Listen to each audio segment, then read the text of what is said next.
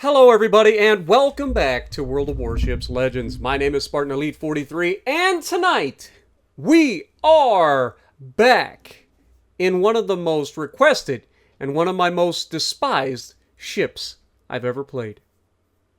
The Tier 8 German battleship Pommern. And we have a special guest on the enemy team that I didn't even realize until the very end of the game. In the enemy Odin, you'll see none other than community contributor, the Jaguar. If you guys don't know who that is, I'll leave a link to his channel down in the description below.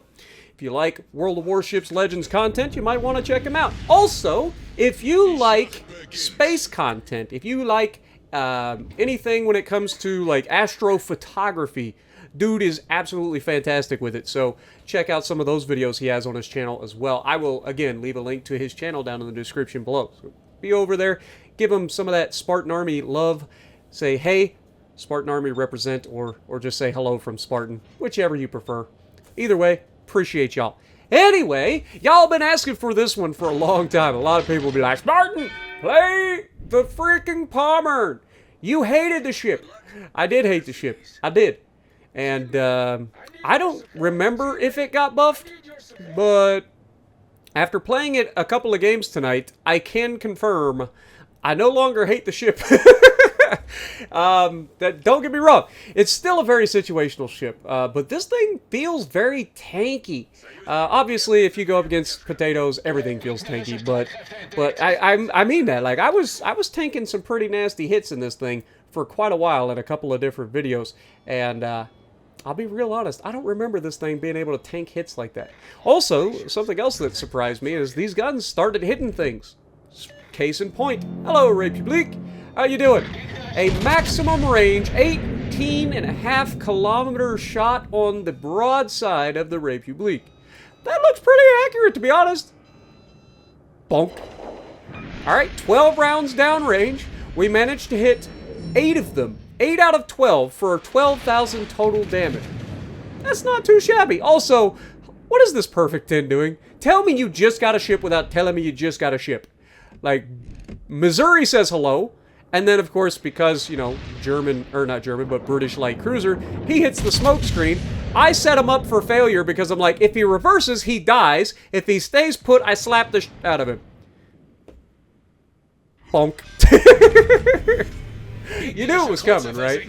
I don't know if he reversed or if he stayed put, but either way, he is done for. Now, I want to point your attention to another person in this lobby. The USS Black, that is pinging the map, pinging the game constantly in the dialogue wheel, telling everybody to protect me, to set up a smoke screen, to do all these things. I don't know what the f this guy's doing, but he needs help. I don't know about y'all, but I think the guy needs help.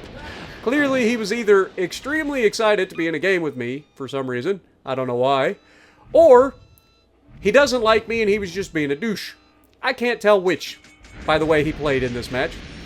But as you can see, our Missouri goes ahead and radars the enemy Fletcher. I don't know if it's actually helping, but I'm going to assume it is, given the fact that he's close to it. And you can see I'm actually checking my secondaries. I forgot when I initially started playing this that I set this thing up to have the aiming systems module in the first slot, so that I end up being a little bit more accurate. And I do feel like that's the best option for the ship. The secondaries, while they are okay, again, like Bismarck, Frederick de Grossa, GK, they generally are a problem. And of course, our destroyer, despite having their destroyer radared, despite having the advantage in firepower, and despite having 2 battleships helping shoot the destroyer, manages to get himself torpedoed. How? And an American destroyer, nonetheless. American destroyers are renowned for their agility, okay? They're very good at dodging torpedoes. So that just means dude just didn't get it. But I digress. We have 3 destroyers, and all 3 of them came to the same side of the map. One of them, to his credit, has decided to go back towards the other flank to try to help that flank. So more credit to him where it's due, right? We try to show things where it's due. Now, you may have noticed that I got shot by some HE in this one, and I'm like, who the f is shooting over the top of Mount Everest to shoot me? and a Pommern with HE from maximum range. And it turns out it was Jaguar. I had no idea. I was just like, I don't know who's shooting at me, but I'm going to go introduce myself to this Georgia in the meantime. Now, Republique going all the way out on the edge of the map, dude did not do his team any favor in this match. Dude took a amazing tier 8 ship and just made it completely worthless. Like, if you're going to go out there, commit to the flank, commit to the push, get the broadsides, and do nasty things to people, right? But as you can see, even the Missouri is just like, the dude is not a threat to us.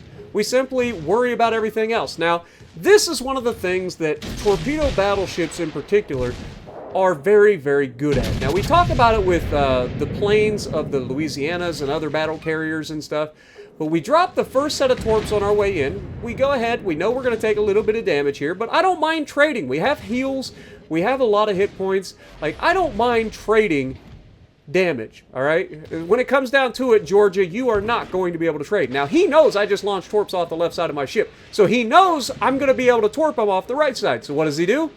He turns full broadside in front of the Missouri and me to try to get away from the torpedoes. This is a damned if you do, damned if you don't scenario. If you don't turn broadside, you die to torpedoes. If you turn broadside, you die to the 2 battleships. That is what these things are. This is called creating your own crossfires, guys. This is what these German battleships with torpedoes are amazing at. Now, as New Jersey gets caught by the Missouri broadside, I fire the rear turrets of Justice and Truth, and wait for it, bonk. When did this ship become okay? Like, I've played this ship in the past. I hated this ship in the past. But here I am, shooting these things and going, what the f... Has it always been this accurate? And I just, like, was so upset with it that I didn't really like it. I don't remember it being this accurate. We have had some absolute railguns. Now here we go ahead and give a parting shot from the rear turret of Justice and Truth again on the Chapayev. We've got 3 kills, and now it is time to go ahead and play the enemy Republique. The enemies have all taken off running across the map. Both their destroyers were just spotted a long ways away, so we have nothing to worry about in that department. We've got a destroyer that's going to be able to hopefully get rid of their Lushun that was very low health in the cap. The enemy radar cruiser's behind an island, so now was the perfect chance for him to potentially do some work here. Now we're going to go ahead and start shooting at the Republique because he is now the only person that really makes any sense for me, right? Now watch what I'm doing here. As I push towards this Republique, whatever you want to call it. I call it a Republique because that's what Opie used to tell me to say or something. It's something along that line. She has a special accent that she uses for it. It's called French. I don't have that.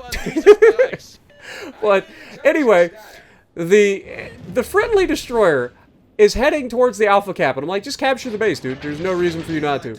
You capture the base, I'll deal with the Republic. It's fine. It's fine. There's nothing to worry about. Republic decides he doesn't need to shoot at me, and I hit him for 16,000 damage by shooting his superstructure. He shoots at the friendly Missouri. Missouri is stern tanking him, able to get his guns on target, hopefully at our enemy ships down there. You can see Summers does in fact take out Lo Yang.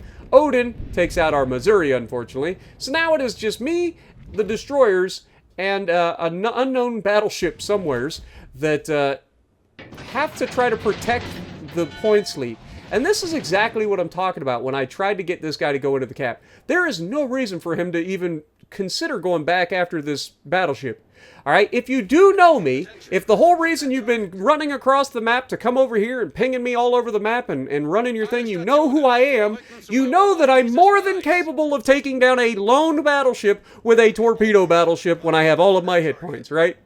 So put a little trust in that, and just go capture the base, do your job as a destroyer, capture the base, guarantee the win by getting those points, right? Because you never know what could happen between now and the end of the match. We go ahead, take a shot, Republic gets a beautiful look at me, and then I get unfortunate RNG. That was laser beams, but the RNG wasn't the greatest because they all went straight up into the turret face, which is unfortunate. But we do take this shot, and again, laser beams. 6 rounds downrange, all 6 of them hitting the target. When did this become accurate? Now, I know I'm going to take a hit. All right, let's not get it twisted. And you know that this enemy Republic is going to turn around and run. He knows that if he goes around this island and follows me this way, he's just going to get torpedoed and die. right? So you know he's going to run. Summers does take down the other destroyer by, again, torpedoing it. I mean, come on. But we also lose the Summers in the process. I don't mind that trade. Getting rid of the last destroyer on their team and you dying, securing the caps, those are good things, right?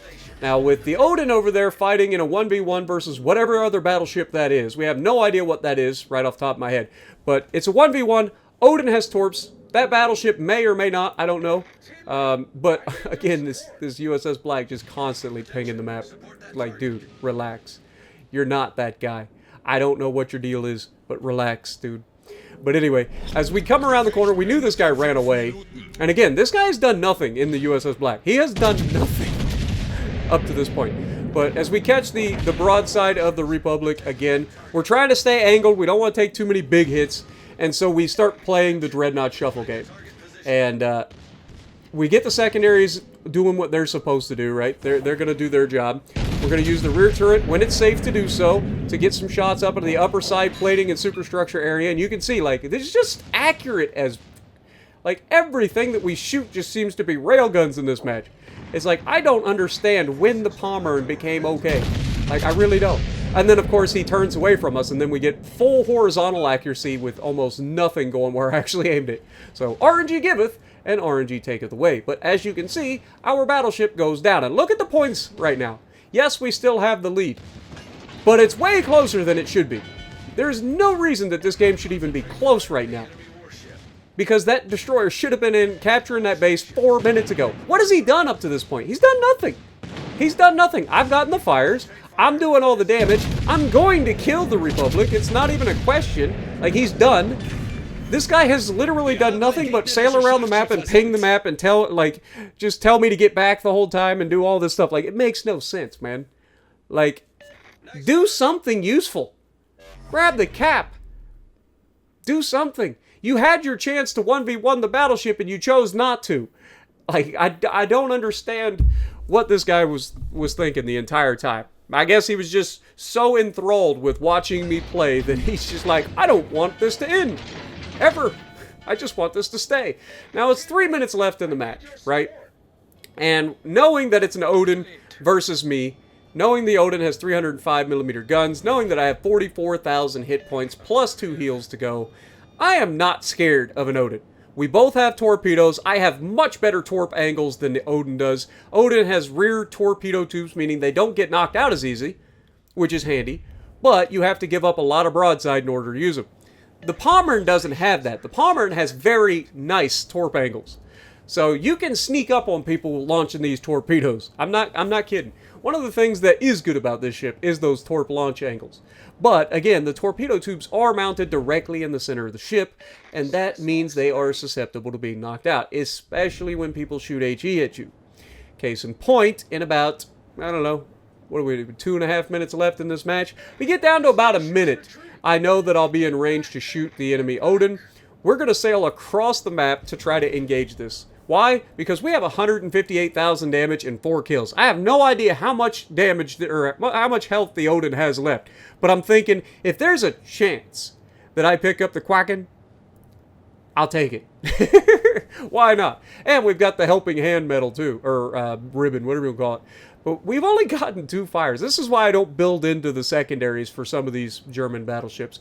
Yes, they are nice for when you're closing the distance and stuff, but if you're building for 12-kilometer secondaries, you're really relying on those secondaries to do a lot.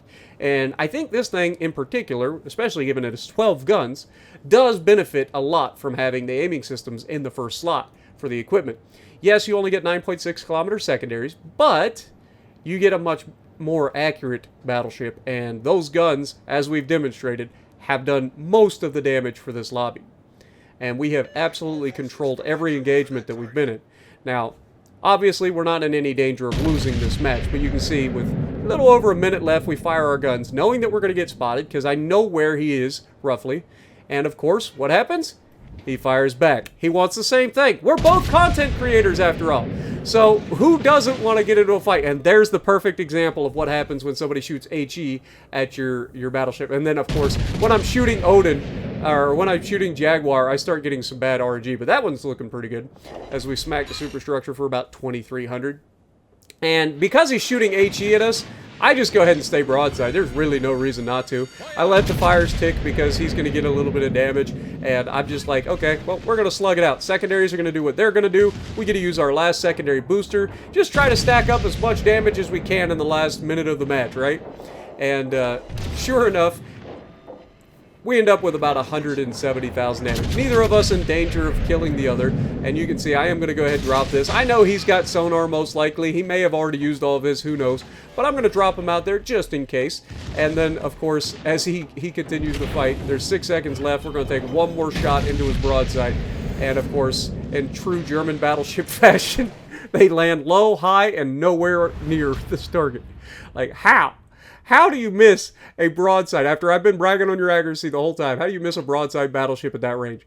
But top of the leaderboard, 2,200 with 4 kills, a depth strike, a high caliber, first blood medal, and, of course, 170,000 damage. So let me know what you guys think. Did you guys enjoy this? And if you like what I'm doing, punch the like button, leave a comment below, subscribe to the channel if you haven't already, and as always, I will see you in the next video.